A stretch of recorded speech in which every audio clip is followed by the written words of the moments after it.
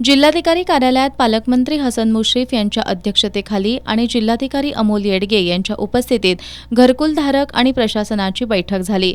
विस्तारणाऱ्या सेनापती कापशी या मोठ्या गावामध्ये मुख्य गावठाणासह आजूबाजूला वाड्या वस्त्यांवर जोडणारे रस्ते आहेत।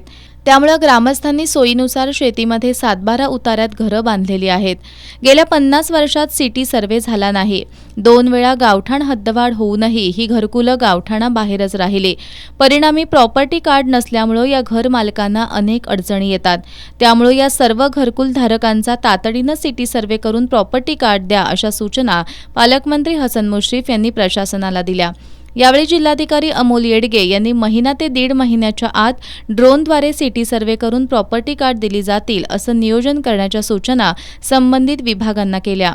यावेळी निवासी उपजिल्हाधिकारी संजय तेली, पंचायत समितीचे माजी उपसभापती शशिकांत खोत, सरपंच उज्ज्वला कांबळे, उपविभागीय अधिकारी सुशांत बनसोडे, जिल्हा पुनर्वसन अधिकारी स्नेहल बर्गे, उपजिल्हाधिकारी एकनाथ काळमांडे, उपजिल्हाधिकारी शक्ती कदम, नगरपालिका प्रशासन अधिकारी नागेंद्र मुतकेकर, कागलचे तहसीलदार अमरदीप वाकडे तसंच संबंधित विभागांचे अधिकारी, ग्रामविकास अधिकारी आणि ग्रामस्थ उपस्थित होते।